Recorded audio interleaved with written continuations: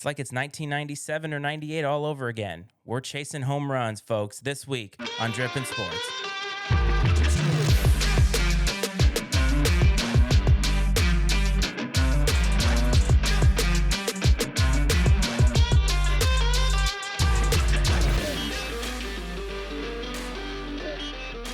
What's up, Ice Time Nation? Welcome back to Drippin' Sports, the only sports show that you should be listening to on the podcasting space and honestly just anywhere.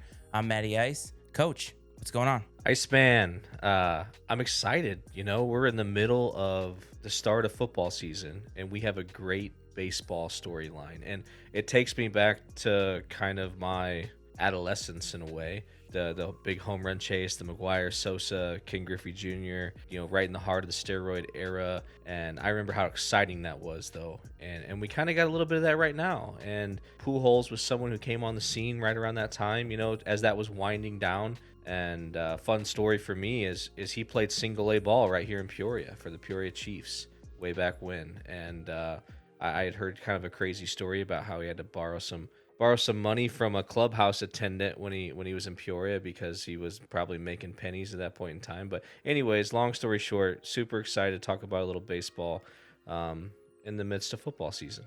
Baseball was my first love, sports-wise, and my dad, I grew up watching Red Sox games. My dad's a huge New England sports homer, but growing up, we weren't anything to write home about or talk about. Boston sports was a joke, and it's not what it is today or what has become today. But I remember that home run chase. I think it was 97 or 98. I can't remember exactly when it was, but we had not turned over into the new millennium yet. And McGwire and Sosa reinvigorated the sport because remember the strike in 1994, it really ruined what was then America's sport. And we talk about football being that sport, but McGwire and Sosa, no matter what the circumstances were behind it, they captured the nation. And we were cutting away from other events to go watch every single at bat. And we're doing that now, or we're doing that. I think less so with Pujols, but more so now with Aaron Judge. But I want to talk Pujols first. For those of you who are not aware, Albert Pujols became one of 4 people to join the 700 home run club. It is a very exclusive club with what should be 3 Hall of Famers in that list. The only one who's not on that list is Barry Bonds, and we can debate that if you want. And I think it's an amazing achievement given the way that his career arc has gone. No, I agree. And you talk about debating the Barry Bonds thing. I feel that when it was all going on and you first started hearing about steroids, everyone really wanted to push back and push back. It's not authentic. These guys were doing it under the treatment of all these performance enhancing drugs. But then I think about the guys back in the mid 1900s and the 70s, whatever. These guys were basically on speed, and no one's even considering that a performance enhancing drug in any way. And so I find that interesting, but no matter what, if you're on steroids or not, it still takes an extraordinary amount of talent to hit a 90 whatever mile an hour fastball, and to hit it that far, that often, is extraordinary. I don't think that you can sell them short on that. And they were probably hitting it off of pitchers who were juiced up too. So there's something to be said for that. It's exciting, man. Baseball's kind of faded into the background of football. And I do agree with what you mentioned, McGwire and Sosa. I do think that they saved baseball in the late 90s. And to kind of see a little bit of excitement and resurgence, baseball's kind of been good for this through my lifetime. The second you think that baseball is sort of permanently fading back, they always kind of bring themselves back to the forefront with these sort of things. I think baseball will always have a place in the sports watcher's mind at some point because there are old souls, and baseball is, I hate to say baseball is an old person's game, but the fan base has continued to get older because the sport has had a hard time evolving and really adapting to, I think, younger people's mind frame. But baseball could have died a lot earlier, and if not for Sosa and McGwire, you're 100% correct about that. As far as performance-enhancing drugs are concerned, it's funny when I think about it now. When I was younger, and I think to an extent the same for you, we got caught up in the morality of it as if what they were doing was some egregious thing against, it was like tarnishing the integrity of the sport. And what we have seen since that day, and I think Deshaun Watson is a great example, is that the sports actually don't give a shit about morality. They're all about dollars, right? And so it was amazing what we did in terms of putting those players down. Now, there were a lot of players who were unapologetic, and, I think that Roger Clemens is a good example of somebody who just never got it. I wish that he had been a little bit more, taken more ownership over what he did in terms of that. And he tried to throw a bunch of people under the bus. And to Barry Bonds' credit, he was a Hall of Famer before steroids. Like there was no question about that. But Clemens was on a decline, and there's debate to be made about whether those guys should be in and whether they were Hall of Famers ahead of time. But I think it is funny now when we look back, we were really silly about that thing. And I think when we're looking at Hall of Fame candidacy, those guys should be heavily considered. And they, unfortunately, their times are gone. Like they're off the ballot now. And it's sad because Barry Bonds was easily one of the best players to ever play baseball. I've said a long time, and I'm not sure if we've talked about it, but I've always taken the stance that we should not be looking at pro athletes or movie stars or musicians for your moral compass. You're not paying Barry Bonds to be a good person. You're paying him to drive in runs. You're not paying Albert Pujols to be a role model. You're paying him to drive in. I mean, you're not paying Roger Clemens to be the perfect picture of manhood and whatever else. You're paying him to strike people out. The professional sports ranks, any sort of movie stars, musicians, we go on and on and on, full of womanizers, terrible human beings, racist, whatever you name it, this ist, that ist. But they're not there because of those reasons or not because of those reasons. They're there because they're very talented at what they're being paid to do. Now, is it great if you can find someone who uses that platform to be a role model? Absolutely. Those people are very special, and I don't think we should take them for granted. But I do think that it's a little excessive, I don't know if that's the right word, to expect role model type behavior out of all of these guys, because that's not what they're paid to do. As rough and brutal as that sounds, it isn't. It's funny you mention that because another story in sports has really taken over, I think, the mainstream newscape, or at least it should. And you talk about when they're playing, like you have guys out there or gals out there and you're paying them to play a sport, you're paying them to do a job. Once they leave sports, though, they become regular people and human beings. And a guy who has consistently, in my opinion, kind of shown who he is in other ways, made some major waves because he decided that he wanted to, what seems like potentially steal or defraud a welfare program of a very, very poor state, and that is the gunslinger Brett Favre. I don't want to necessarily debate what he did with you, but I do want to ask you about Brett Favre because I thought about his legacy and his career. And thinking back on it, I do wonder if we give him too much credit for being this ultimate winner. And yes, he was an Iron Man. But really, if you look at the way that he played the game, he might not actually make it in today's game. I wanted to debate that part of it with you. And if you want to get into Brett Favre, the human being, go for it, because there's a lot of material there these days. But I just wanted to bring that up because he has been making waves and people have been making judgments based off of his football playing career and not looking at him today as just a civilian. I do think it's important to separate the individual and the athlete a little bit. Now, I'm not saying that the type of person they are doesn't impact my opinion of them, because it does. But I just mean I feel like the way it should be is you should keep those things reasonably separate to some degree. Now, if you break the law, that's a different story, I guess. But talking about Brett Favre, the football player, when you talk about him and the way he plays the game, the first person that pops into my mind is Peyton Manning, and how Brett Favre is basically the complete opposite of Peyton Manning. Peyton Manning is like the scientist, right? The professor, studies the game, a student of the game, extremely fundamentally sound, relies on precision. And Brett Favre relies on gut instinct. I mean, that was his guiding light, right? Was his just sort of gut feeling about things. And I had the privilege of sitting in a little coach's clinic with a guy who years ago was Brett Favre's quarterbacks coach in Green Bay. And he told a story about how he was showing some film, and they weren't even talking about quarterback play. They were talking about like the inside zone run game or some shit. And a coach raises his hand and says, "Hey, can you explain to me why the quarterback, sometimes he opens to the handoff, sometimes he reverses out to the handoff, but it's the same play?"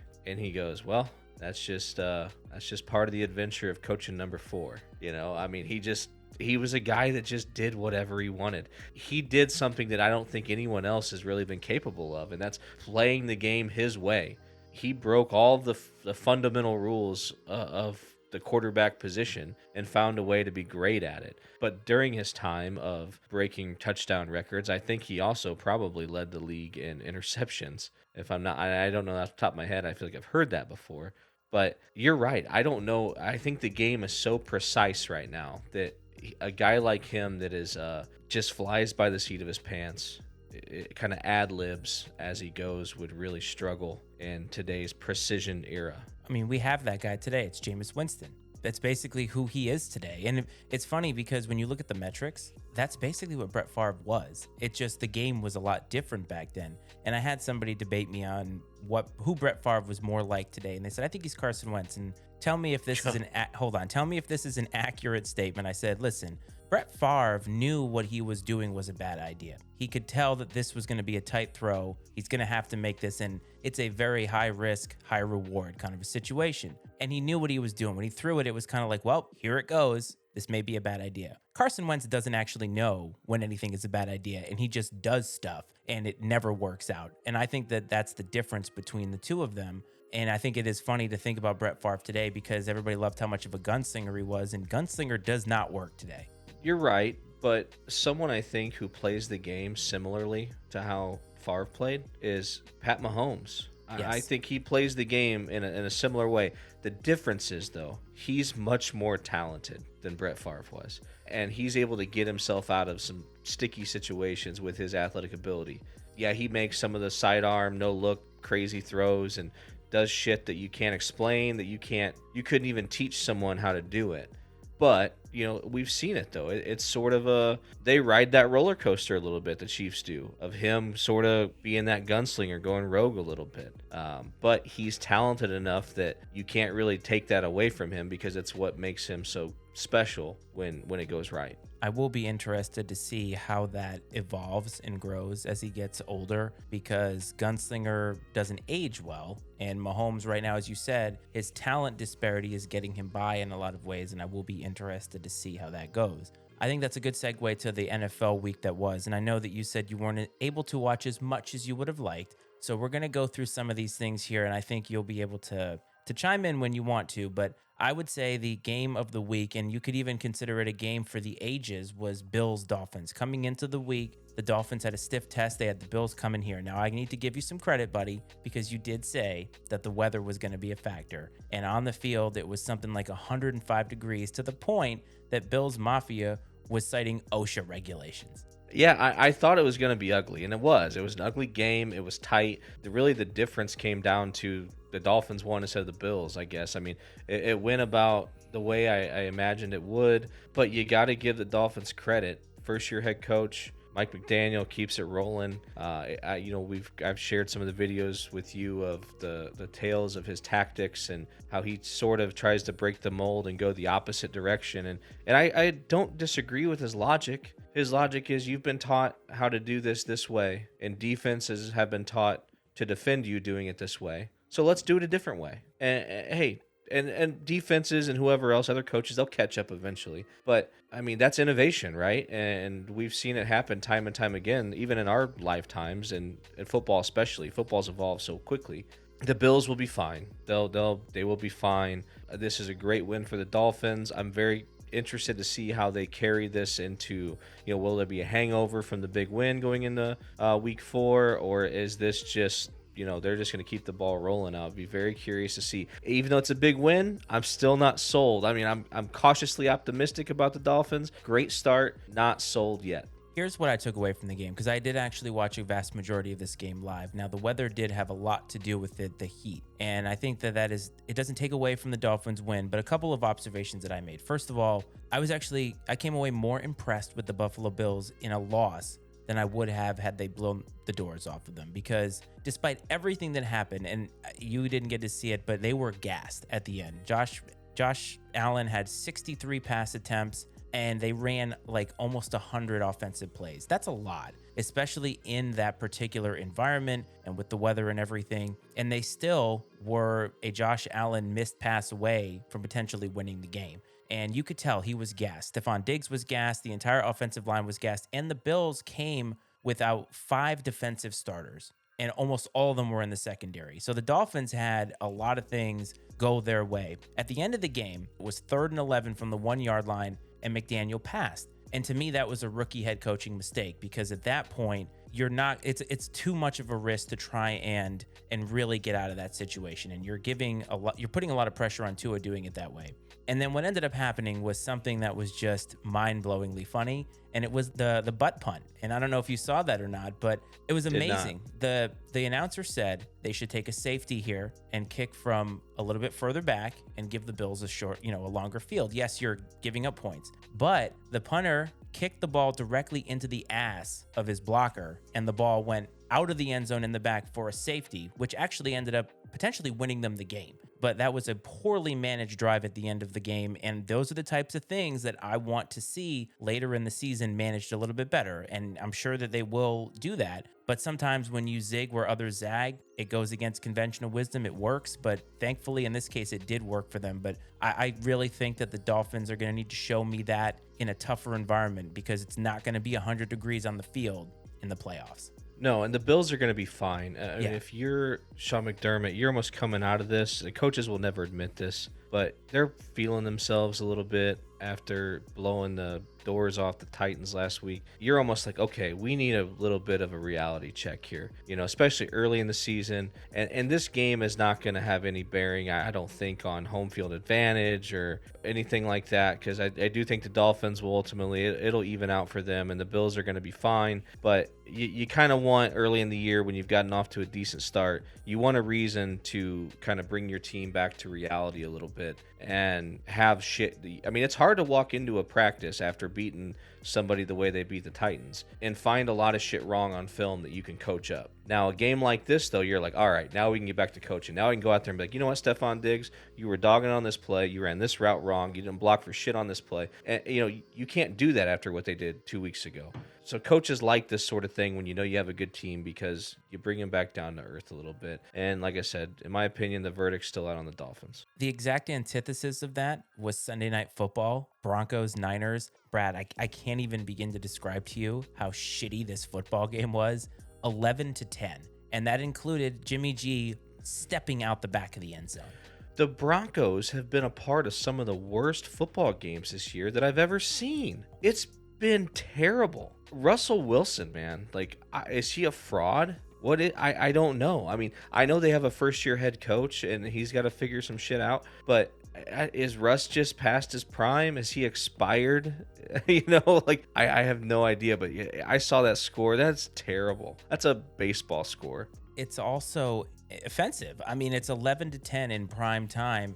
And the thing about it is the Broncos are 2-1, and they have scored 16, 16, and 11 with Russell Wilson, who has been an MVP candidate for the last, 5 or 6 years when he's not hurt. And I think it is more of a coaching issue than a Russ issue, although I am on record somewhere in the cosmos saying that I don't think Russ is the guy that you trade for and all of a sudden your fortunes change. I think that some things need to go right for him in order to be successful. And Nathaniel Hackett, I have to ask you, because John Elway said he interviewed well. But what did you ask him in the interview? Because what I've seen so far is terrible coaching, and he actually took an L this week by hiring somebody to help him with time management. I have never heard of that before.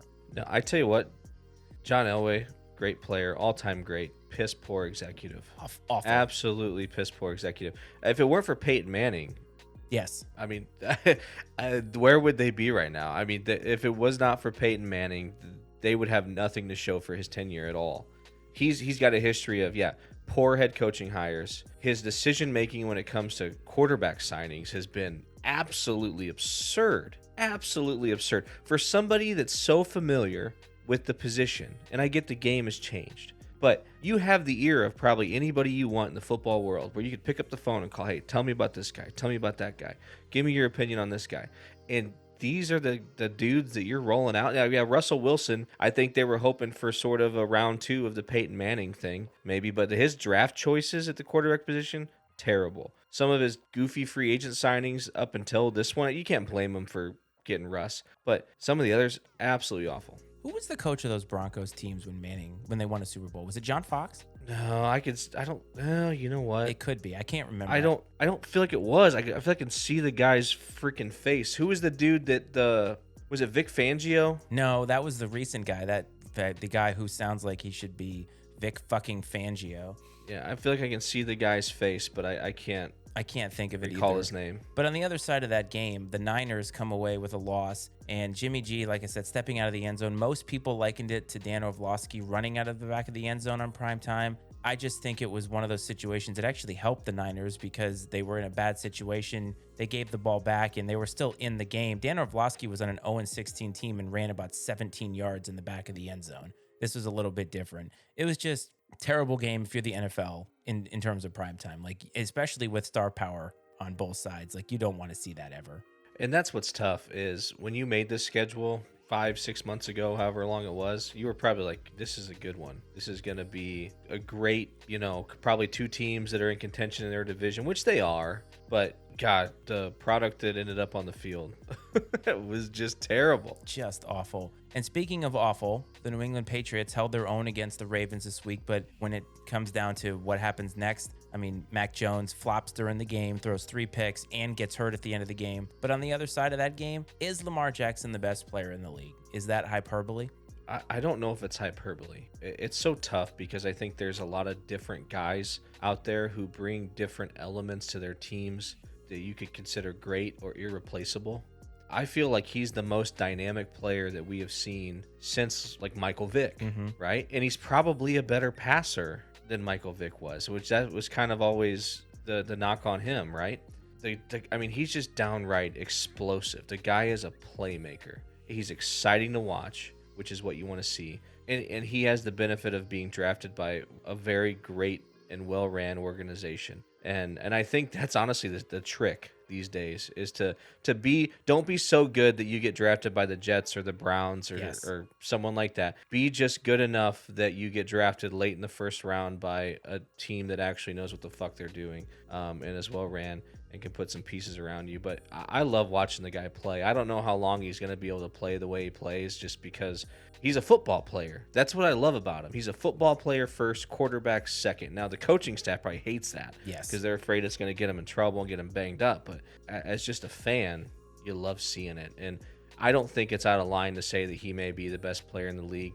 But I do feel that like that's a really subjective type of thing. Oh, it totally is. I think the liability for that team, though, is the defense because 26 points to Mac Jones and a bunch of nobodies can't be doing that. And I think they're going to have to score a lot in order to win. And I mean, think about what the Dolphins had to do to beat Lamar. They had to have an epic comeback to beat Lamar. So that tells you how talented that offense can be. And I think that they're actually trending in the right direction. It was a really solid win for them. And the Patriots had some chances. They kept it close, but you cannot turn the ball over 3 or 4 times and win the football game. You just can't do it.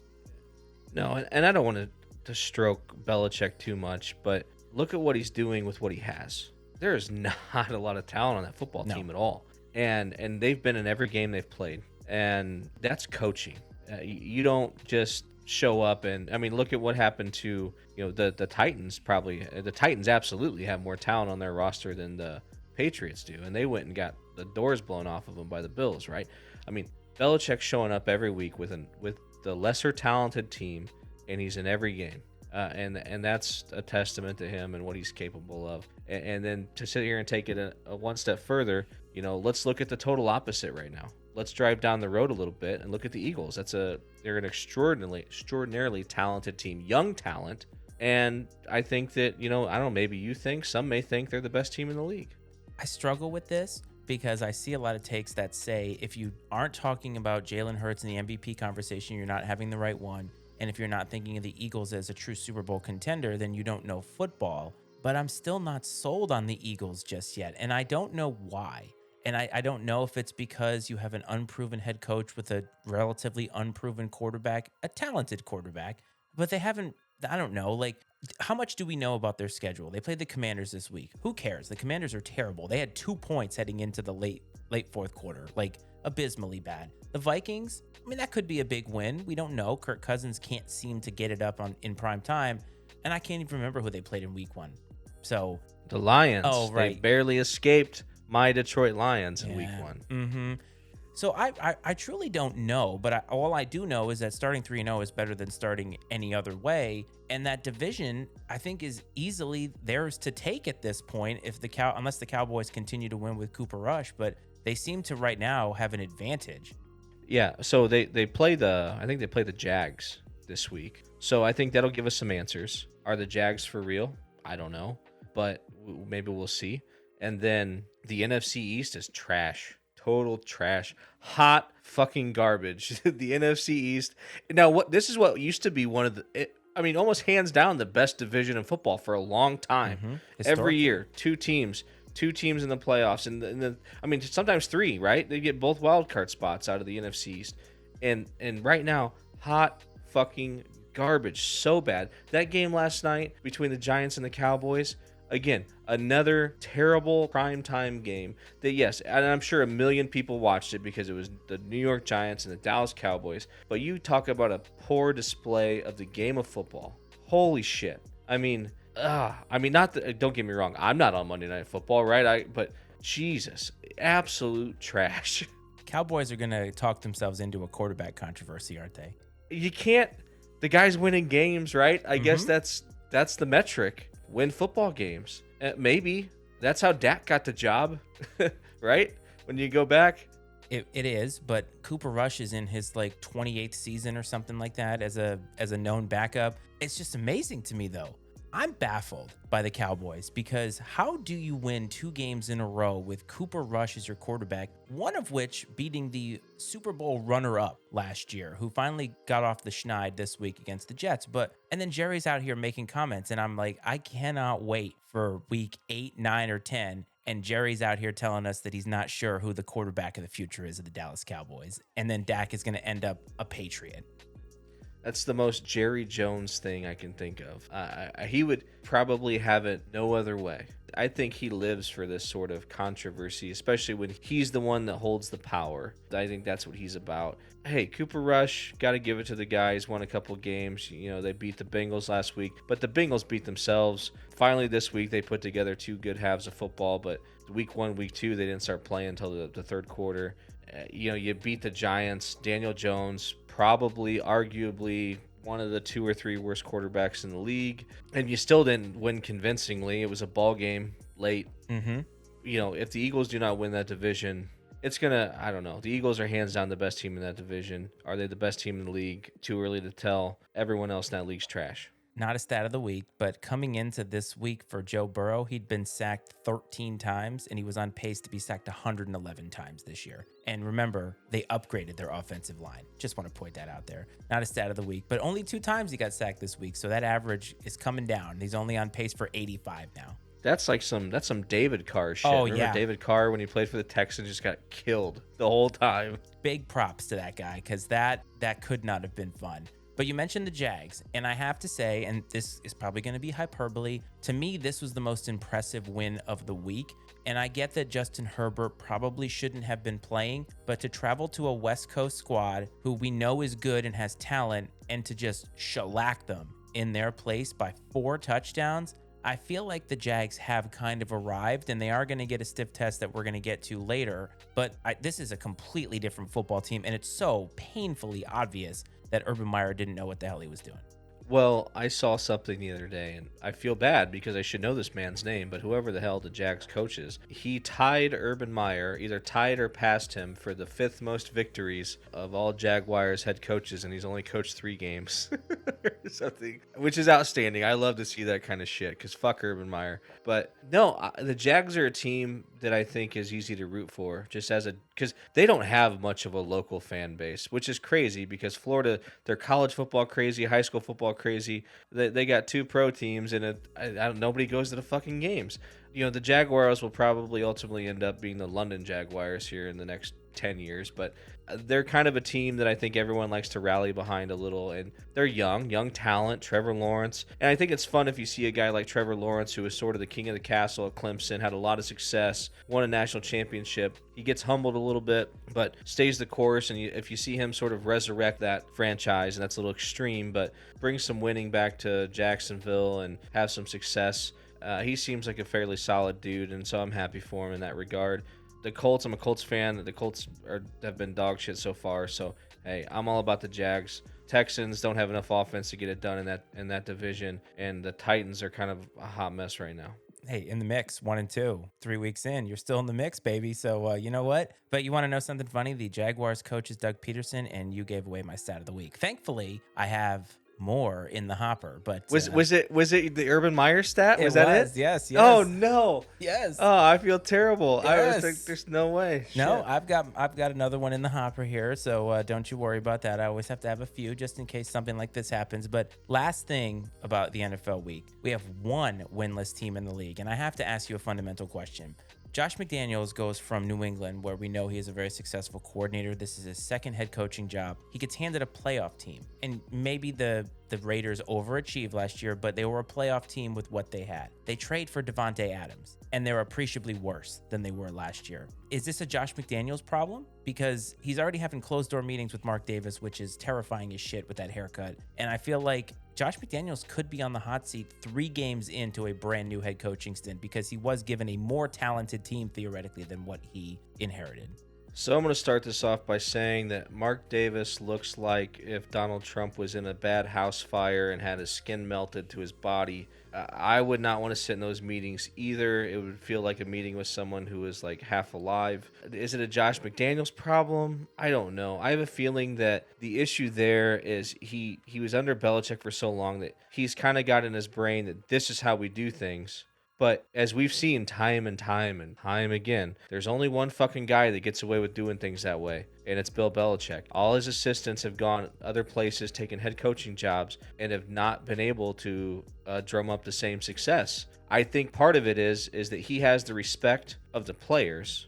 Belichick does, Yes. where they're not going to question him. These other guys go in preaching the same narrative, but they don't have the resume to back it up, per se. And I think that that's where the sort of struggle comes up. Is he on the hot seat? I don't think so. He'll definitely get the season. I don't think he'll get fired unless they literally go, they're like 0-12 or something. Maybe they'll pull the trigger, but I don't think that's going to happen. They'll win some games or whatever, but I think he gets beyond this year. That's my opinion.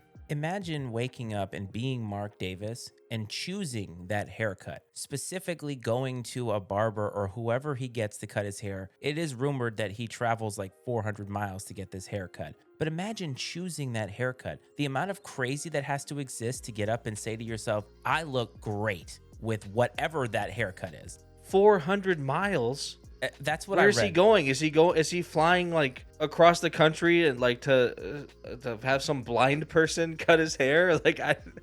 It's awful. This is what happens when you have so much disposable income. You can do things like this. Somebody told me once that he looks like a spoon.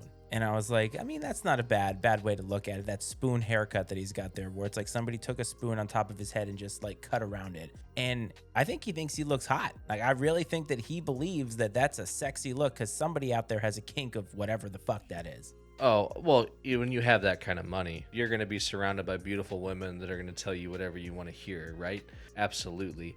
But holy crap, man. I wish I had enough money to be that ugly and not give a shit. We would be doing the show from somewhere else than what we're doing right now if we had that kind of money. I will tell you that right now. Exactly. But what a strange dude. I will say, though, if there is a guy in a franchise who would pull the trigger on a brand new head coach in the first year before the season's over, it is the Raiders. And they have high, lofty expectations for that franchise, but really haven't done squat for a really, really long time if you think about it. So let's move on to college, pure wholesome college. We don't have any of this weirdness like Mark Davis and all this.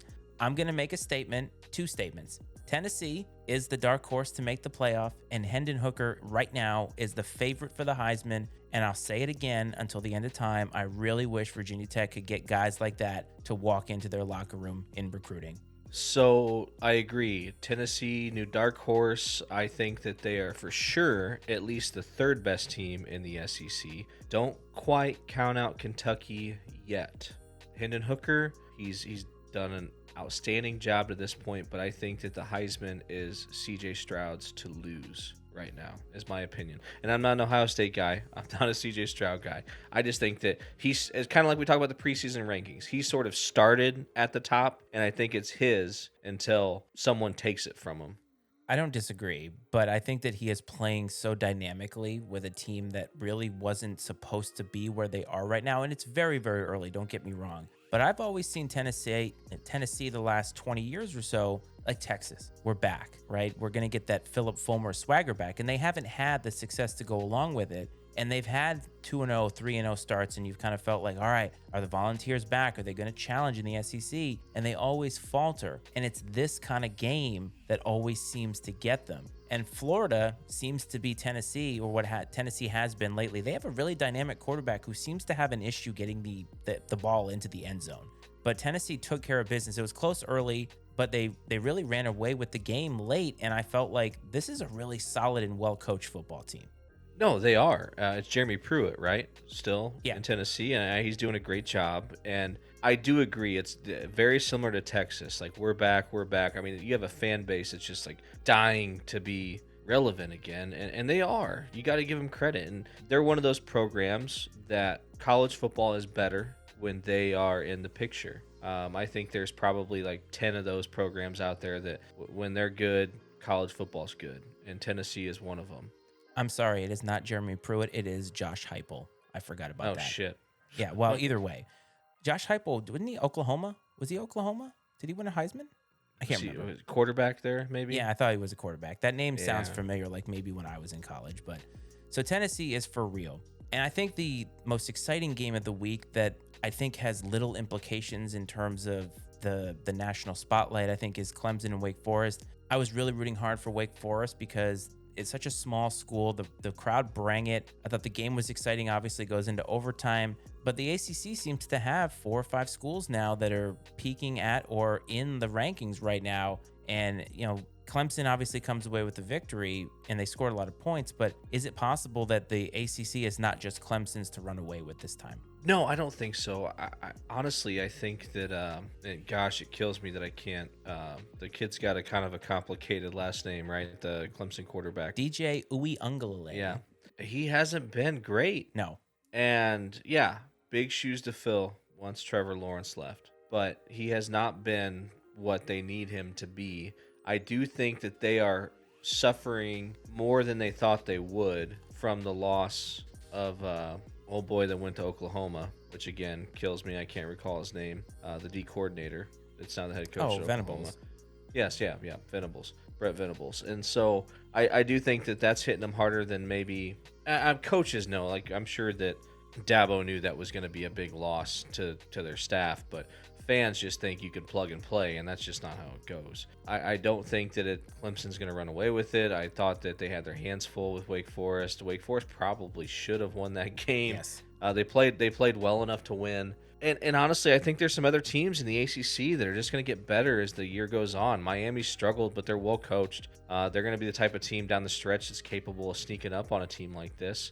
Carolina's not bad. They have an explosive offense. Duke's been okay. I mean, there's plenty of above average teams that if you have a bad week can come up and get you. You bring up a good point about Miami because obviously I listen to a lot of Lebitard and they talk about Miami a lot, and Cristobal is under fire there because of the start. Losing to Middle Tennessee State at home is not a good look, but you have to give it a little bit of time, and it's going to take a little bit of time. But I wanted to ask you something because I saw a stat that I forgot about Virginia Tech wise. Frank Beamer, they asked how many seasons did it take for him to get to or win his first bowl game or something like that. I think it was gets his first bowl game, and it was 7 seasons. They didn't make a bowl game for 7 seasons. They stuck with him, and then we got the results that we got where he finally caught on there. That would never happen today. But I think that consistency, you talked about Clemson, like the consistency of having the same guys coaching, it matters. Right? You can continue to build a culture there. And I feel like in today's game, we don't allow for that. I mean, there's obvious times where you need to get rid of a guy because the players aren't responding, you're not getting the recruits or whatever.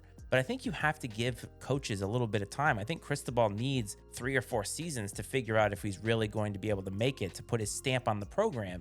But we're not allowing that. And I do wonder if some of these programs that are constantly trying to find their mojo are falling victim to the next best thing, and they're not giving themselves what they truly need, which is, again, consistency and culture to make it back.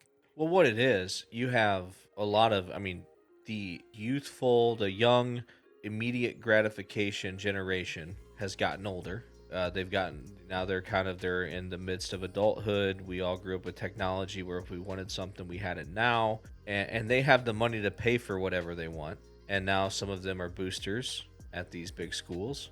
and they throw their money around, and sadly it's powerful and it means something to these places. And you have some guy that walks in and says, hey, I give you guys $10 million a year in donations. Fire this motherfucker right now, or I'm not going to give you another penny. And sadly, that gets the job done most times. Or you have someone that comes in and they're willing to pay the buyout, whatever it is. That's how bad they want that person out. And I would never, ever want to coach in that environment. I mean, I don't know. I say that, but at the same time, like, you're still going to walk away a millionaire. So maybe I'm stupid for saying that. But, I mean, shit, dude. Like, all you got to do is piss off the wrong guy, or lose a couple games at a place like a Miami or a Texas or wherever, and you've got the deep pockets coming in to oust you. When do you want me to leave, and out which door would you like me to leave?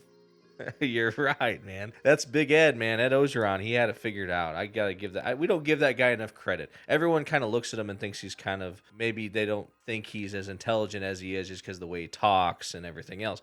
He's probably the smartest guy in the room. He is walking around with a complete smoke show right now, and he's putting his life out on Twitter. It's amazing. He's a great, great follow on social media. But like I said, girlfriend, wife, I don't even know who, absolute smoke show.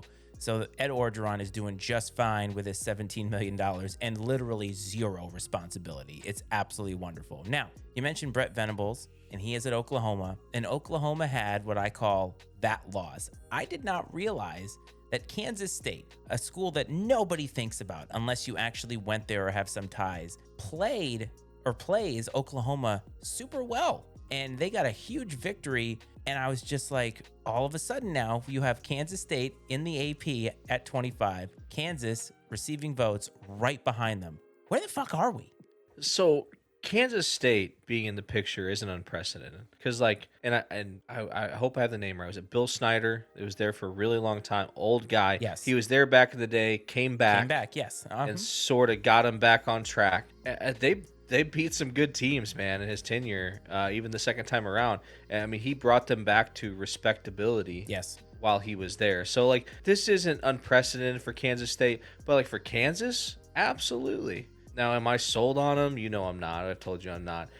But at the same time, it's kind of, this is exciting. This is what college football is about, right? The state of Kansas right now is a college football juggernaut that we can all get excited about for another couple weeks until it goes up in flames. I think people need to realize that Kansas football was seen as such a mockery of the sport because they had 4 conference wins in like a 7 or 8 year span, something like that. Like even Les Miles, national champion Les Miles, couldn't bring that program back. Now there's a lot of other things Les Miles is and did, but my point being is it took a lot to get this program back to where it was. And for them to have this kind of a start to the point where there are fights on the sidelines, like Houston, a pretty well-coached team and usually a good team, a team that we included in our 64, is infighting. And they're playing the Kansas Jayhawks in football.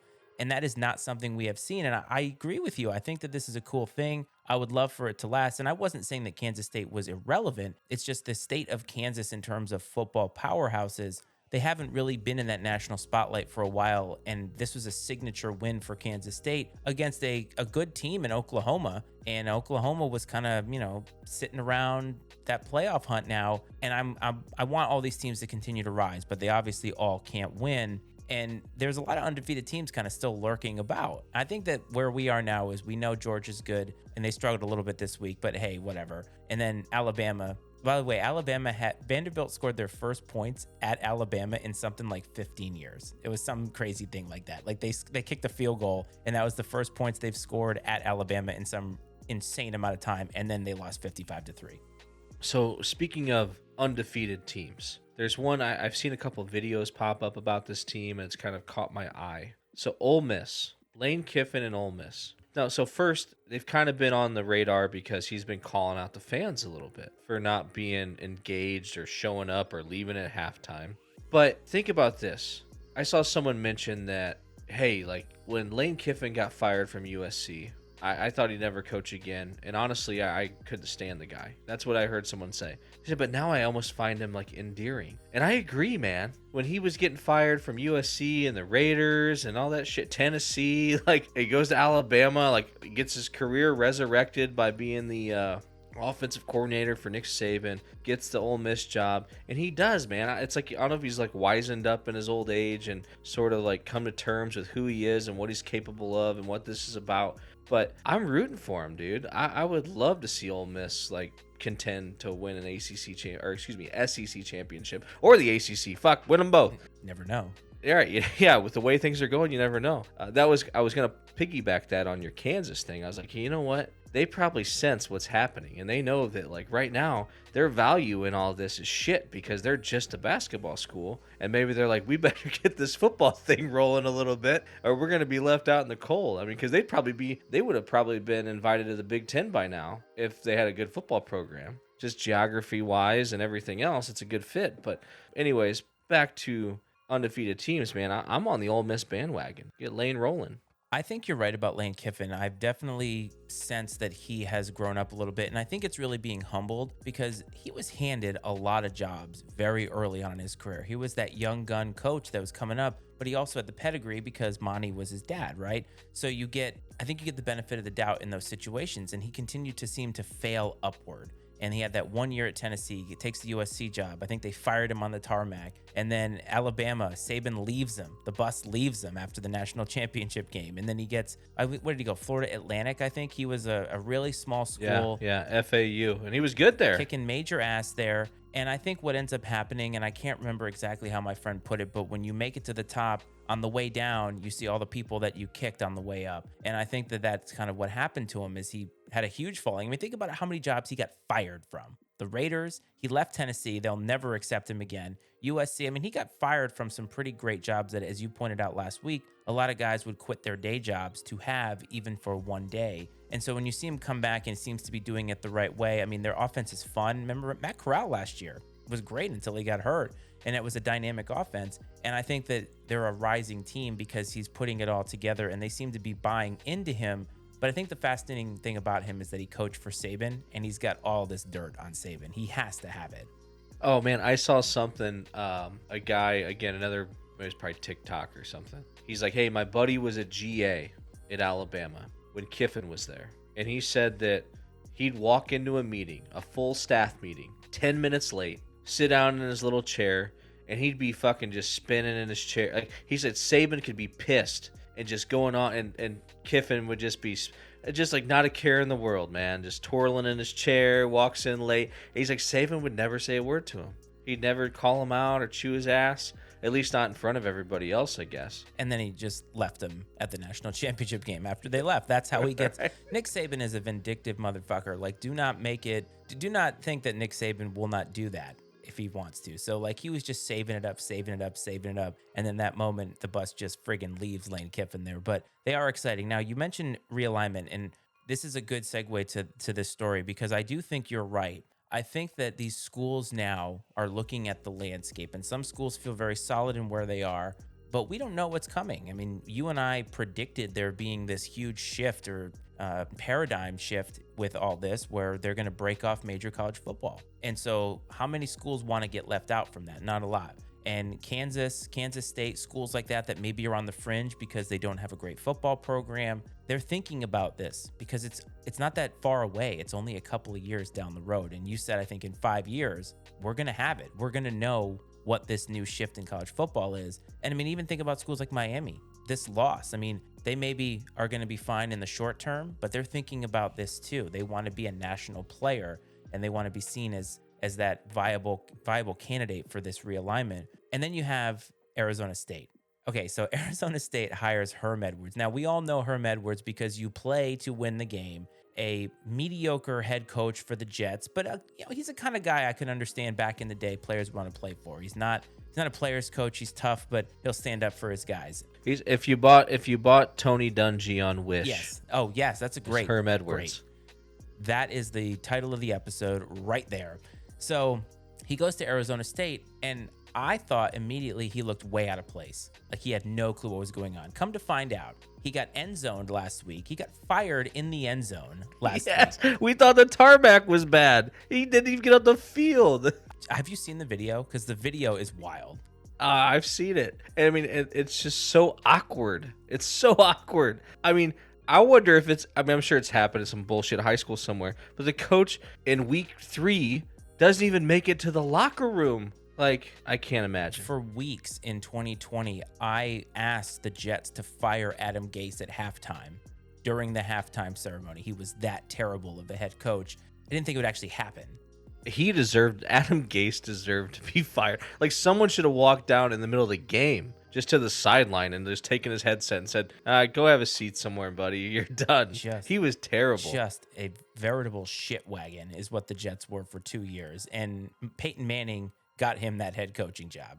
I thought I heard something about that, and I don't know the details, but back to Herm, I thought that was kind of a puzzling hire in the first place, because like it would have made more sense at like a Kansas, like somewhere that you were really trying to drag out of the basement. Like, hey, let's just bring some stability. Let's get a guy in here that knows football. It's going to make our, it's going to be one of those guys that's like, let's turn men into men, type of thing.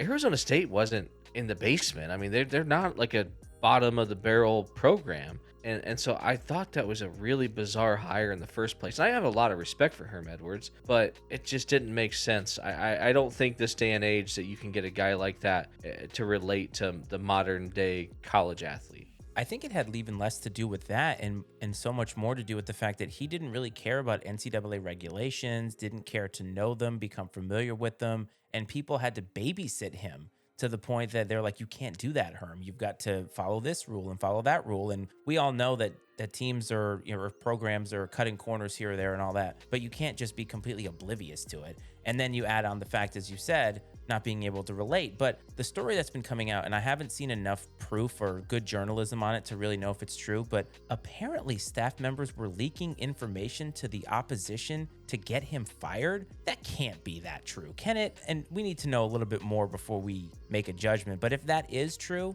that's fucking wild. Yeah, that's bizarre. The one aspect of it that doesn't surprise me is all these guys, these coaches, they all know each other. They're all connected. They coach with somebody somewhere, or they're friends with someone who coaches someone on another staff. These guys jump jobs so often that they almost know, or at least have a connection to someone anywhere. But the fact that they would, because usually when a head coach goes, the staff is next, right? I mean, yeah, you might finish out the season, but the second they bring in a new coach, that new coach is going to want his own staff. And more often than not, that means you're going to be looking for a new job. And so to push him out that way seems bizarre, but maybe they were worried that if they didn't get something done sooner than later, that they would sort of be like guilty by association somehow. And maybe they figured that if they were able to force him out, get somebody new in, and have some success, they stood a chance at least of being hireable after the season. And that's a really bizarre way to look at it. But if you're all about just self-preservation, I suppose it's possible. But it's almost, I mean, it's unheard of these days. They have to feel like absolute crap that they got him fired in the end zone. I mean, that's just insane. The whole thing is crazy, but maybe that is it. But I know that program had it is a bottom feeder at the moment because they never could get out of their own way. So they're going to have to get a coach, Urban Meyer, who maybe can get them out of the doldrums, cut a few corners here or there. And I mean, all of them. And all of a sudden they'll be in the national spotlight and have sold their soul to the literal devil in Urban Meyer. But I thought that this week in football was intriguing. There were a lot of things going on. And I know it's early in the NCAA season, and it's hard to gauge because we have so many games to look forward to. A lot of teams are going to lose one and not be eligible for the playoff and all that. And I think, we'll continue to monitor it and look at the games that are interesting, but we're not going to know a whole lot. So we're going to debut something a little bit new. Last week, we did something. We went through games, and it turned out that we did it in a way that was very ESPN-like, and we really like doing that. So you have aptly named this new segment called Crunch Time. Yeah, man, I think it's great. Just the rapid fire through some upcoming games, just kind of a quick tidbit, your immediate opinion or thoughts or predictions. There's no better way to do it, in my opinion. And we're going to try to do this as rapidly as possible. We're going to stumble over it. There's no imaging for this, but this, like everything else on this show, will just continue to grow. So, Rad, are you ready for Crunch Time? Let's fire it up, man. I'm pumped. Thursday Night Football, Dolphins at Bengals. Dolphins coming off that emotional victory. I think they're going to be tired. I like the Bengals. I like the Bengals too. I think being at home, the Joe Burrow, Jamar Chase, and company got it going last week. I think they're at home this week. They're going to finally put some things together. The Dolphins on a short week on the road. Give me the Bengals. Number 15, Washington, traveling to undefeated UCLA in a game that about 7 people are going to watch. I like Mike Penix Jr. and the Huskies here.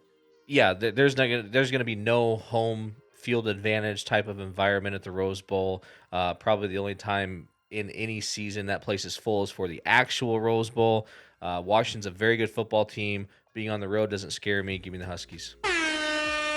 Number 7, Kentucky, traveling to number 14, Ole Miss. This is where Ole Miss jumps and becomes the third best team in the SEC. I like the Rebels here.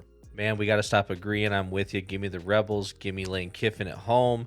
I tell you what, though, if Kentucky finds a way to pull it off and Stoops and company get it going, watch out. Number 9, Oklahoma State, your boys, the Cowboys, always on the fringe, never doing anything. Traveling to number 16, Baylor.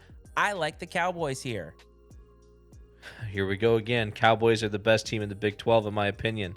I think they're going to win the Big 12. They're going to be on the fringe to a college football playoff berth. Take the Cowboys. Number 22, Wake Forest, coming off of that emotional loss to Clemson at number 23. I can't believe I'm saying this. Florida State. I don't like Wake here because I think Wake is coming off an emotional victory, but I think the Seminoles are back and they need it. Give me the Seminoles. I think being on the road doesn't scare me at all. Wake Forest, yes, I'm a little nervous how they're going to come off the big emotional game last week. I don't think Florida State's that good, though. Give me the Demon Deacons on the road. Switching to the NFL, the Jacksonville Jaguars have arrived. They are traveling to Philadelphia to play the potentially best team in the NFL, Eagles. Jags, I think, have a lot of positives, but playing on the road at a really tough opponent with a tough defense, give me the Eagles. Doug Peterson traveling back to Philadelphia. Plenty of reasons to pick the Eagles, but I'm going to play a little reverse psychology here. It seems like whenever I anoint a team, they take a big shit. I'm a much bigger fan of the Jags having success this year than the Eagles. So reverse psychology, give me the Eagles. Couldn't remember his name earlier in the show. The Bills traveling to Baltimore to play the Ravens. Bills, I think, are actually going to be a little bit tired and a little bit emotionally weak from the last game. Ravens coming off of a big win. They're playing at home. I think they're going to be up for it. Give me the Ravens in a tight game. No, Bills recover. They win convincingly and remove any doubt that anyone has after last week's loss to the Dolphins. Bills big. A game that may not take place due to weather, but the Chiefs traveling to Tampa to play the Bucs. Chiefs coming off of a loss to the Colts. Patrick Mahomes is not going to be happy. Tom Brady is going to break 3 tablets in this game. Give me the Chiefs on the road. Hopefully they find an alternate site to play this game at. It seems like that's what the NFL likes to do. I don't know if that's been talked about. I tell you what, fuck Tom Brady. I'm not a crazy Chiefs fan, but give me the Chiefs. And last, the Rams, your Super Bowl champions, traveling to San Francisco to play Jimmy G and the 49ers. 49ers coming off that abysmal loss to Denver, playing at home. I do like McVay and the Rams here, though.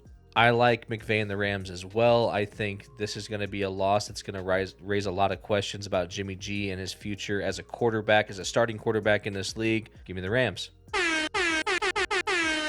And that right there was the first successful crunch time. We went through that in rapid fire time. We didn't even need to practice that, just back and forth, back and forth, back and forth. If you are listening to the show and you want to let us know a game that you're intrigued by or want to give us your picks, at Drippin' Sports is the handle on Twitter. You can hit us up there. And we are reached the end here, Brad, or we have reached the end for those of us who are practicing proper English. And that means it is time for the Iceman's stat of the week. Now, the coach gave the Iceman stat of the week a little bit earlier, so I'm going to have to pivot a little bit, but I have to ask you a fundamental question, Brad.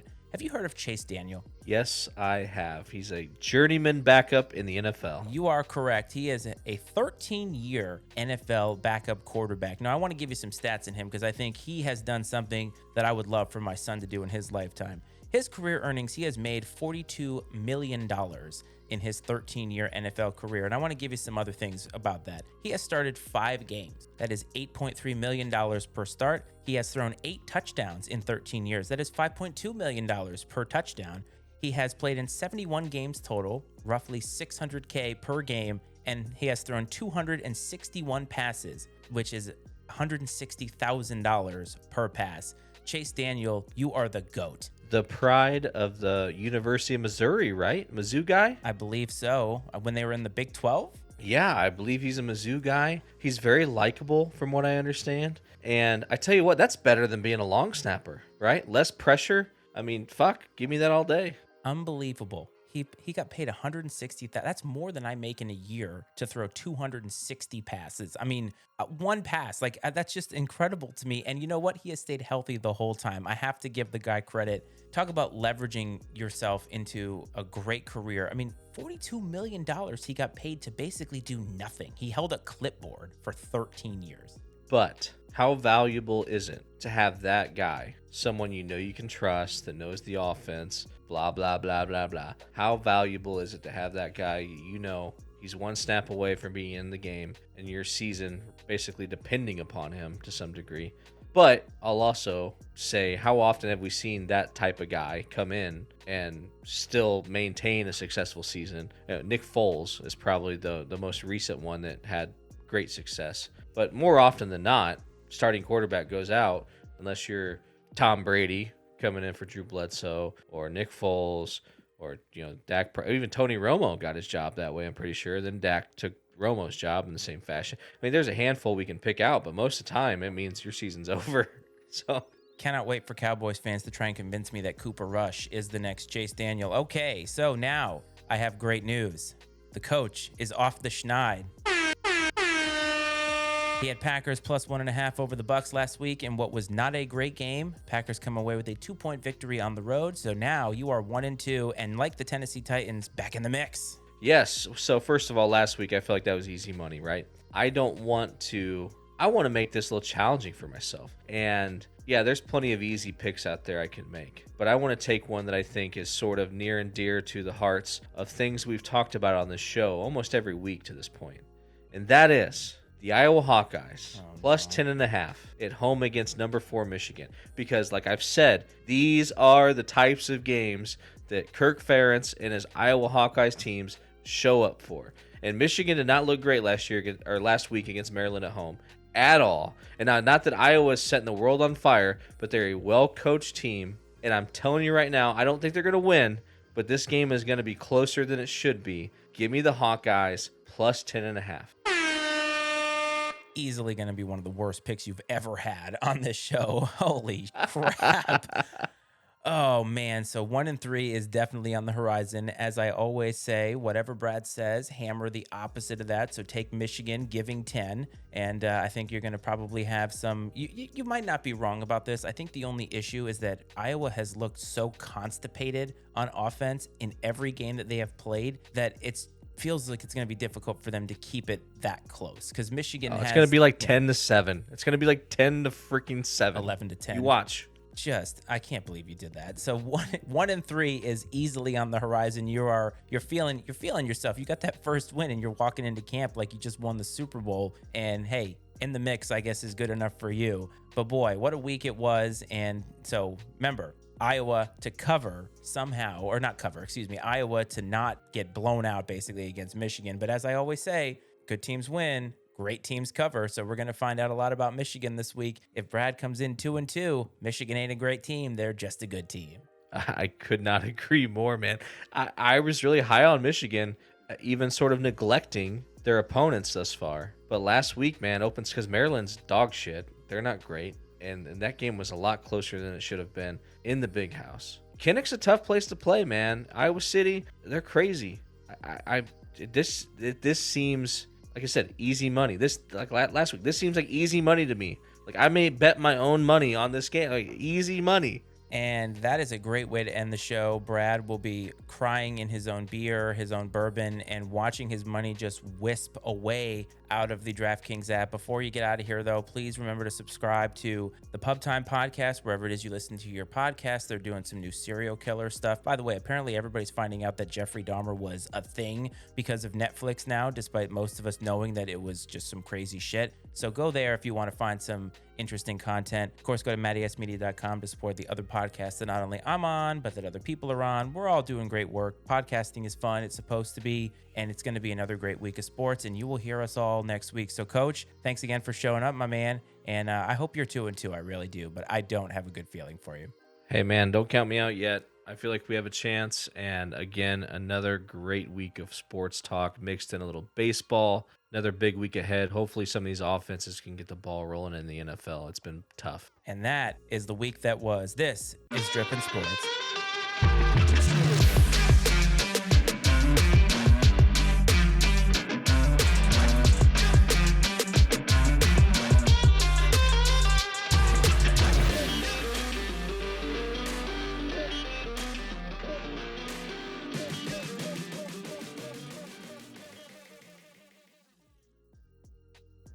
The opinions and viewpoints expressed on Drippin' Sports with Matty Ice and Brad are those of Matt, Brad, and their guests, and not necessarily those of the Matty Ice Media Network.